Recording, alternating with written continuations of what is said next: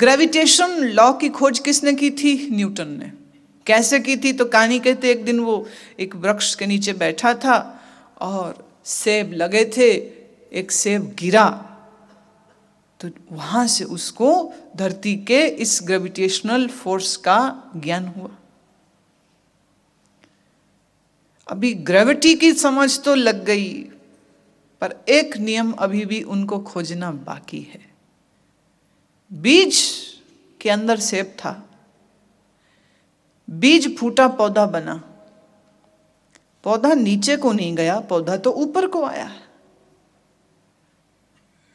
इसका मतलब लेविटेशन की भी फोर्स है। ग्रेविटेशन अगर है तो लेविटेशन है। वो सेब ऊपर जाके खिल रहा है, लग रहा है शाख पे, नीचे थोड़ा ना। किस शक्ति से ऊपर गया? अब न्यूटन की खोज आधी है। सेब के गिरने पर उसने ग्रेविटी तो समझ ली, पर सेब ऊपर कैसे गया उस लेविटेशन को वो नहीं समझ पाया। अब लेविटेशन की समझ हमारे योगियों ने की है। प्राणायाम के माध्यम से आप अपने शरीर को न केवल ऊंचा उठा सकते हैं, अगर आपका आपके प्राण शक्ति के ऊपर नियंत्रण और उसका विज्ञान आपको पूरा समझ हो तो इस शरीर के साथ उड़ भी सकते हैं।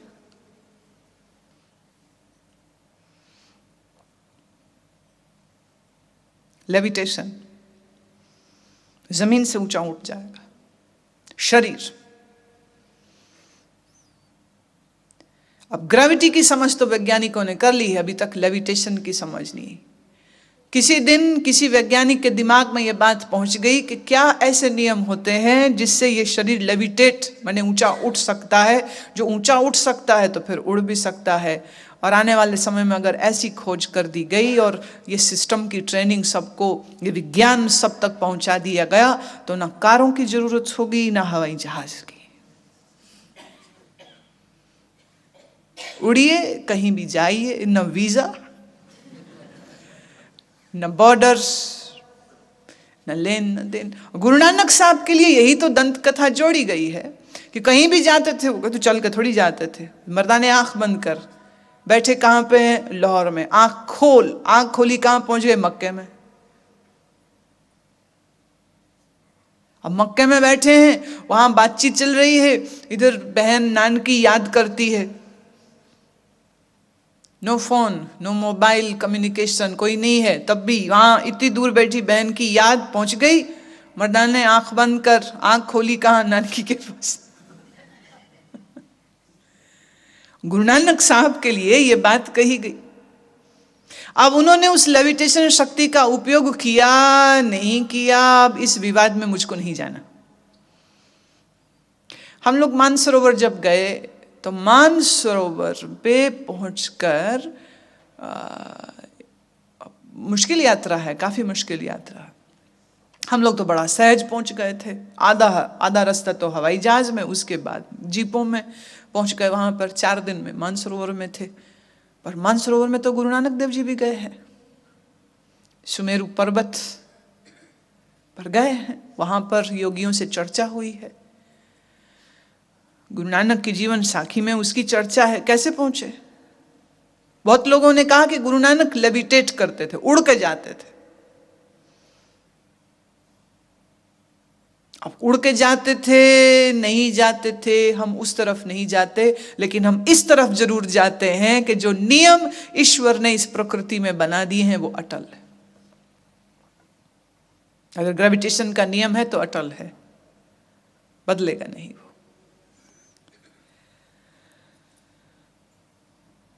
अलख कर्मम, हे प्रभु तेरे द्वारा किए गए कर्मों का कौन ब्यौरा दे और कौन समझे कि तू जो भी करता है वो क्यों करता है। कुछ होता है तो क्यों होता है, और कुछ नहीं होता है तो क्यों नहीं होता है। इसका उत्तर हम इंसानों की बुद्धि नहीं समझ पाएगी। सर्वम दाता, सर्वम ज्ञाता, सर्वम भाने, सर्वम माने। सर्व का तू दाता है, सब के बारे में जानता है, सर्व के बारे में तेरे को बोध है, सबका ही तू सूर्य है, सबको ही तेरे से प्यार है। सर्वम प्राणम, सर्वम त्राणम, सर्वम भुक्ता, सर्वम जुक्ता। सबको प्राण तू देता है, सबको आश्रय तुमने ही दिया है। सर्व और भोगों में भोग भोगने वाला भी तू है, और सर्व भोगों से जुगती ऐसी के मुक्त होके जोग के द्वारा अंतर में जुड़ जाए तो जुगती भी तेरी ही है। तो भोगी भी तू ही है, जोगी भी तू ही है, भोगों में फंसाता भी तू ही है, और भोगों से बाहर निकलने की जुगत भी तेरे से ही मिल जाती। अब किसको क्या चाहिए और किसको तू क्या दे देगा, ये तू ही जाने। सर्वम देवम सर्वम भेवम सर्वम काले सर्वम पाले। यहां भेवम शब्द का अर्थ है भेद, रहस्य। सारे रहस्य तू ही है। रहस्य खुल जाए तो फिर ज्ञान तू ही है। मतलब अज्ञान भी तू, ज्ञान भी तू। सर्व काले सर्वम काले, सर्व काल में तू ही है। पास्ट प्रेजेंट फ्यूचर, कल आज और कल में तू ही है। आद रूप अनाद मूर्त अजोनी पुरख अपार। तू आदि है, तू अनंत है। तेरी मूर्त कैसी अजोनी है, तू खुद कैसा, तू अपार है। सर्वमान त्रिमान देव अभेव आदि अपार। सब तुझको ही मानते हैं, सब तुझको ही पूछते हैं, और सबका उद्धार भी तू ही करता है। सर्व पालक सर्व घालक सर्व को पुनिकाल। शब्दों की बनतर देखो किस तरह से जुड़ रही। सर्व पालक सर्व घालक, और हर शब्द का दूसरे शब्द से संबंध है। हर वाक्य का अगले वाक्य से एक सूत्र बंधा हुआ है। वो सूत्र तुम देखो टूट नहीं रहा है, बिल्कुल एक के साथ एक के साथ एक के साथ चीज जुड़ी हुई है। सर्व पालक सबकी पालना करता है, सर्व घालक मारता भी तू है।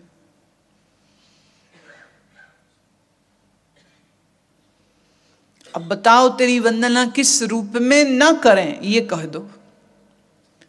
हे प्रभु तेरी वंदना किस रूप में ना करूं, ये बता दे।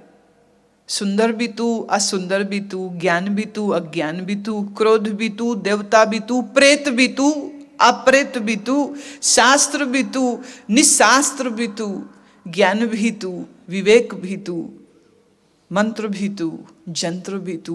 बस उपमा ही उपमा, महिमा ही महिमा। जत्र तत्र विराज ही अवधूत रूप रिसाल। जत्र तत्र, यहां वहां सब जगह। कल का शब्द बड़ा प्यारा था, तो उसको एक बार फिर से याद कर लेते हैं, एक बार फिर से उसकी मस्ती में आ जाते हैं।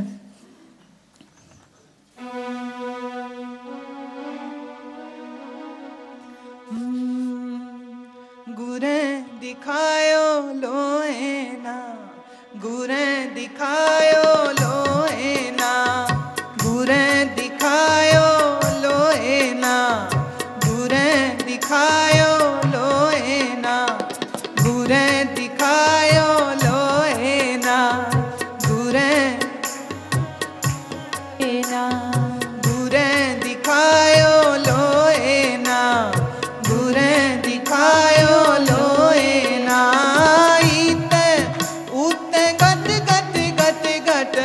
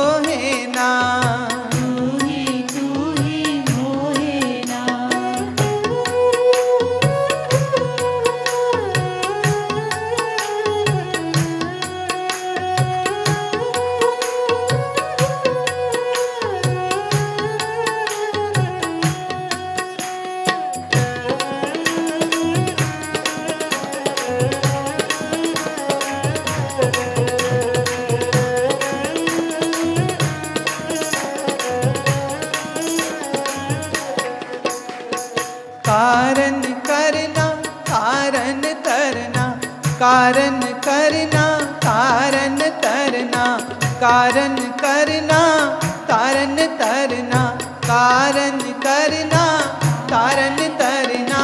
एक एक सोए ना, एक एक सोए ना, गुरे दिखायो लोए ना, गुरे दिखायो लोए ना, गुरे दिखायो लोए ना, गुरे दिखायो लोए ना। ईते ऊते घट घट घट घट, ईते ऊते घट घट घट घट, तू ही मोहे ना, तू ही मोहे ना, तू ही मोहे ना, तू ही मोहे ना।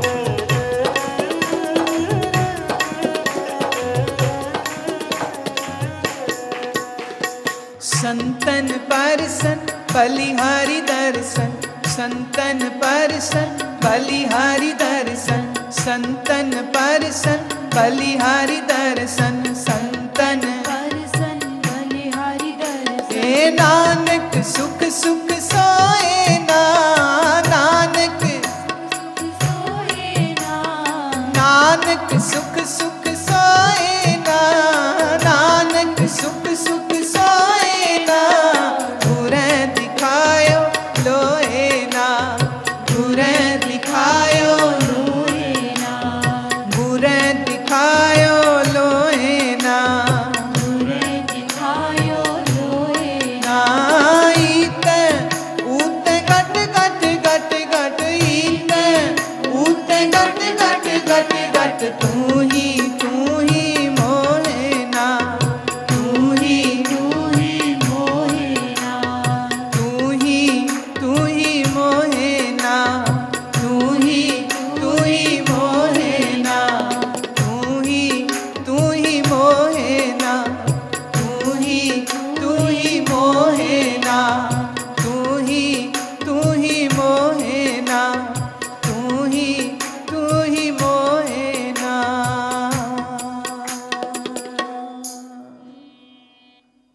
जत्र तत्र विराज ही अवधूत रूप रिसाल। अवधूत, अवधूत किसको कहते हैं?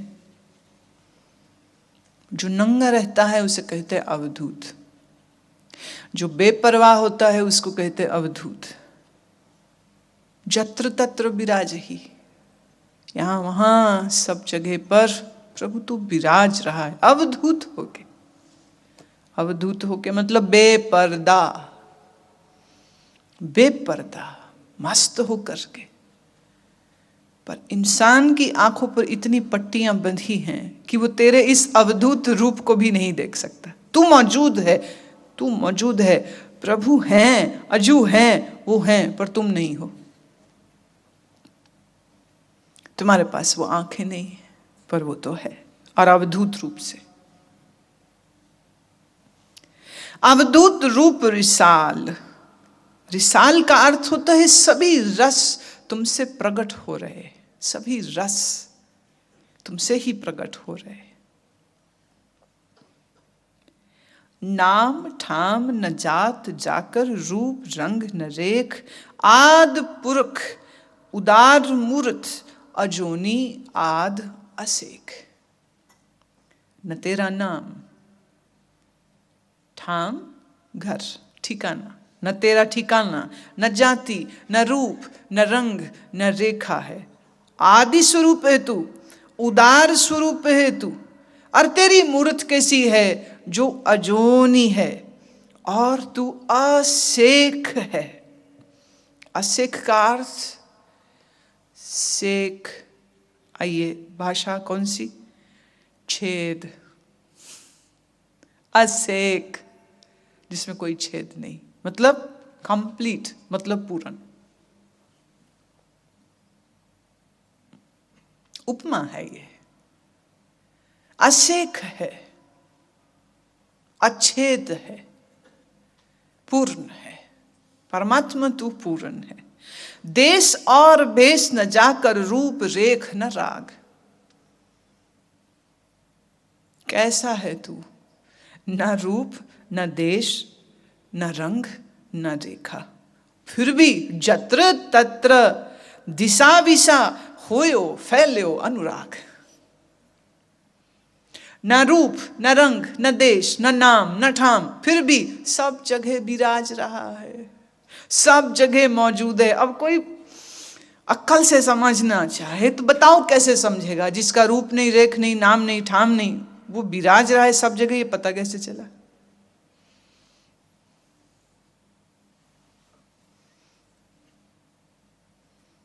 कैसे पता चला?